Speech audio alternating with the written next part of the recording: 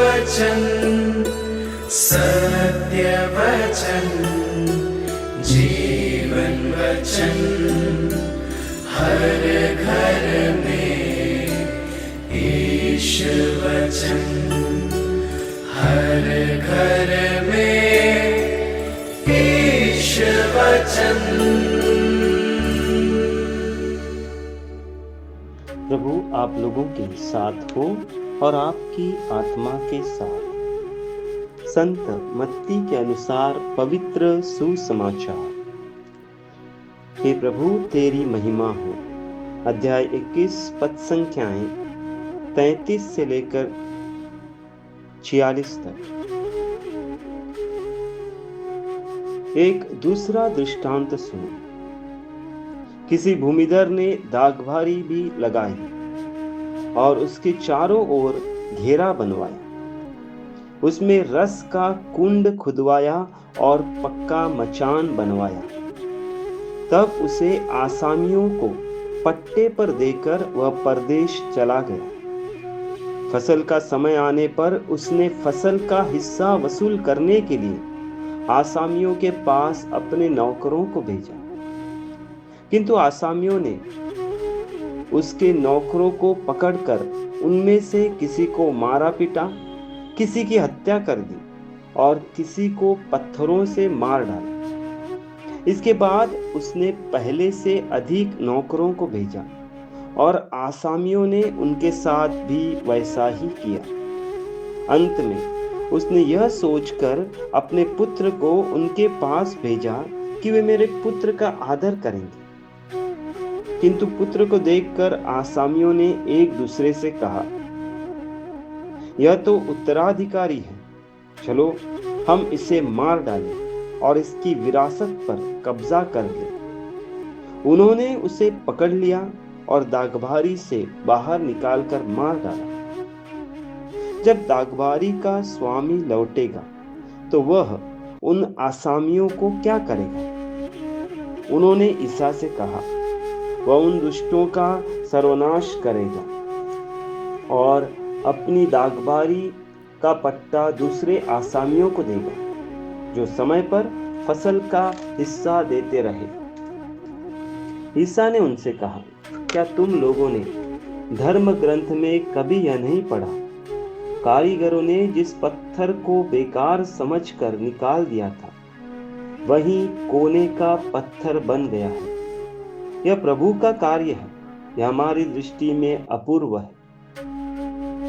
इसलिए मैं तुम लोगों से कहता हूं, स्वर्ग का राज्य तुमसे ले लिया जाएगा और ऐसे राष्ट्रों को दिया जाएगा जो इसका उचित फल उत्पन्न करेगा। महायाजक और फरीसी उनके दृष्टांत सुनकर समझ गए कि वह हमारे विषय में कह रहे हैं। वे उन्हें गिरफ्तार करना चाहते थे, किंतु वे जनता से डरते थे, क्योंकि वह ईसा को नबी मानते थे। प्रभु का सुसमाचार। हे क्रिस्त तेरी स्तुति हो। प्रभु यीशु क्रिस्त में प्यारे विश्वासियों, पवित्र कैथोलिक कलीसिया 40 काल में हमारे सामने प्रभु की कई शिक्षाओं को रखते हुए हमें प्रभु के पास लौटने और उससे जुड़ने हेतु आह्वान करती है। आज के पहले पाठ में जो उत्पत्ति ग्रंथ अध्याय 37 पद संख्याएं 3 से लेकर 28 में से लिया गया है, हमें धर्मी यूसुफ और उसके प्रति उसके भाइयों के दुष्ट व्यवहार को दर्शाती है। यूसुफ जो अपने परिवार समाज के लिए खड़ा हो जाता है, उनके सभी किए हुए अधर्म को भुलाकर उन्हें क्षमा कर अकाल में भी उनकी रक्षा करता है। और वहीं दूसरी ओर सुसमाचार में प्रभु यीशु एक भूमिधर और दुष्ट आसामियों को दिखाते हैं।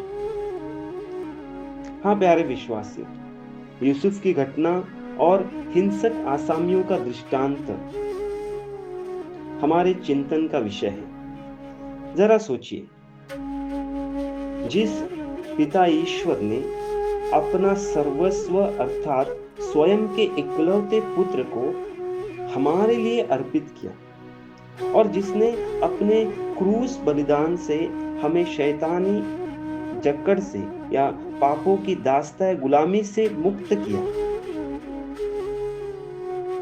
हम जब अपना जीवन व्यतीत करते हैं तब उसकी इस महानता को भूल जाते हैं। हम अपने जीवन में उसे कई बार ठुकराते हैं, या यूं कह सकते हैं कि हमारे लिए उसके उस क्रूस बलिदान का कोई मूल्य ही नहीं रहता। हमारा उसके प्रति व्यवहार और हमारे लोगों के प्रति व्यवहार उसको ठुकराने जैसा है। मैं जब उसकी आज्ञाओं को ठुकराने लगता हूँ, मैं भी उन हिंसक आसामियों या शास्त्रीय फरीसियों जैसा बनने लगता हूँ।